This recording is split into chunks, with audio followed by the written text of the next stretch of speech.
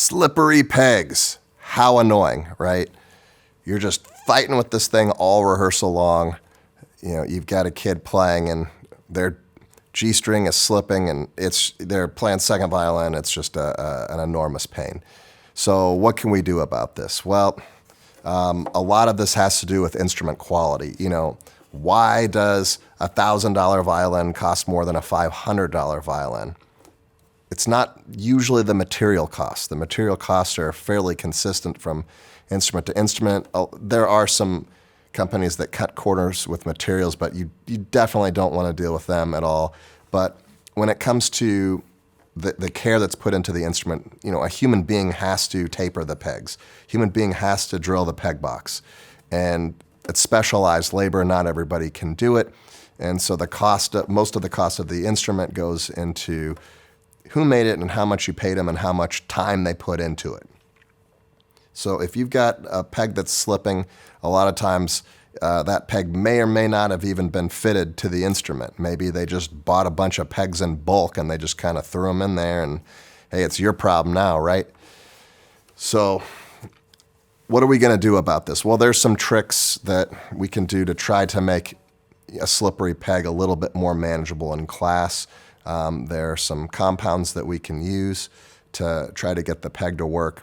We don't want it to be too stuck because we want it to turn, and we don't want it to be too slippery or else, you know, it goes out of tune all the time. So we have to find that happy medium. So the first step, of course, is we got to take this peg out.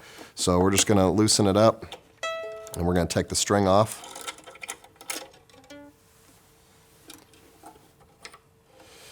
Now, some things that can happen, let me set this down here.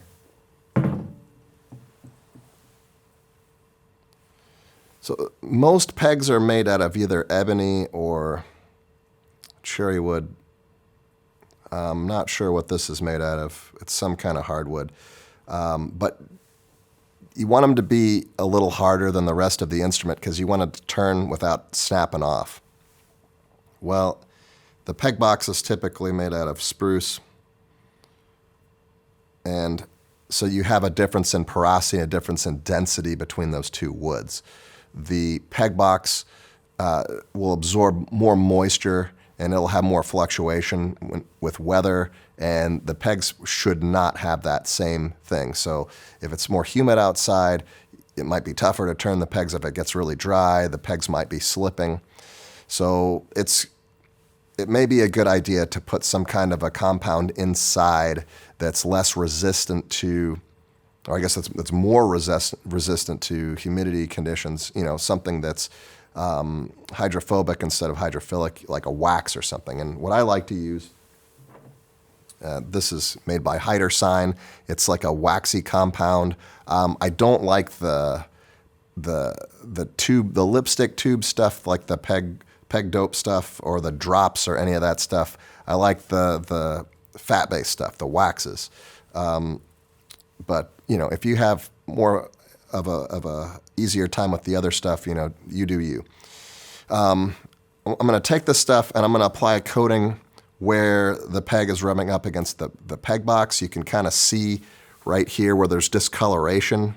There's even some like indentation here. This is not a great peg. But in any case, I'm going to take it and I'm just going to coat. I'm just going to, you know, kind of draw on it. You know, I've often wondered if I've been wasting my money with these things. I mean, one of these will last you for at least a decade, so it's not a huge waste of money, but I'm wondering if just like a black crayon would have done the same job, if it's just the same kind of wax that Crayola uses. Okay, so I'm just applying the wax on these contact points. I don't want to apply it to other parts of the peg. I want to leave that alone. So that's a good tip. While I got the peg out, I'm going to take some graphite from this mechanical pencil. And what I like to do also to make sure that we get a little bit of movement inside is I like to just take some graphite and just put a graphite coating. Wow, this is a really thin peg box. I mean, it's less than 1/4 of an inch thick. That's incredible. But I'm just getting inside of here, and I'm just kind of drawing with the pencil on the inside of the peg box. And while I've got the string out too, I'm just going to take my pencil and I'm going to apply some graphite inside the nut here. And hey, why not on the bridge too? Okay. And I'm going to take the peg and put it back in. I'm going to turn it. Yeah, that doesn't sound good. It's going to need more wax. And sure enough, all the wax is already stripped off. So, going to repeat this process here. Just going to put more wax.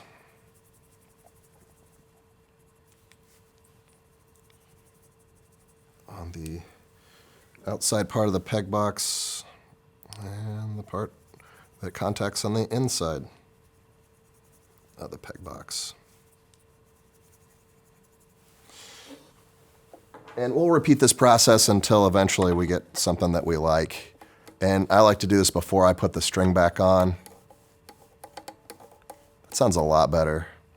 Normally I'd put another coat on, but hey, this is a video, so we're going to deal with it as is. So I'm going to put the string back on.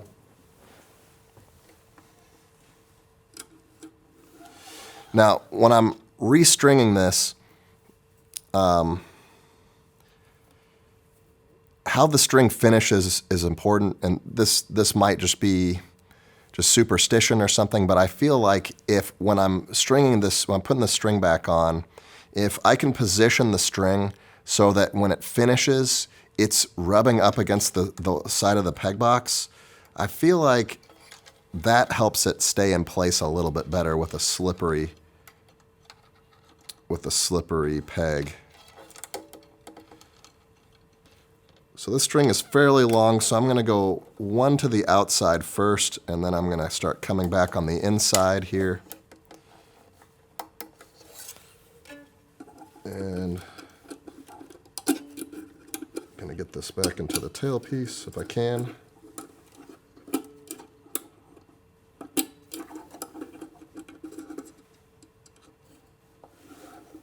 Okay, I'm going to hold the tension on it so it doesn't slip out of the tailpiece. Wind it back up.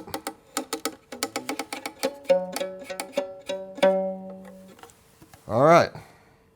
Now that it's finished, we can see that the side of the winding is up against the peg box. That should give it a little bit more friction so that it stays into place. It's turning a lot better now, and this should work for a little while until they can upgrade to a better quality instrument. So hope that helps figure out how to fix some slippery pegs. It's a pain, it's time consuming. It's better if the student can just get a higher quality instrument. But again, you got to deal with what you got to deal with. So hopefully this is helpful to you. I'll see you in the next video.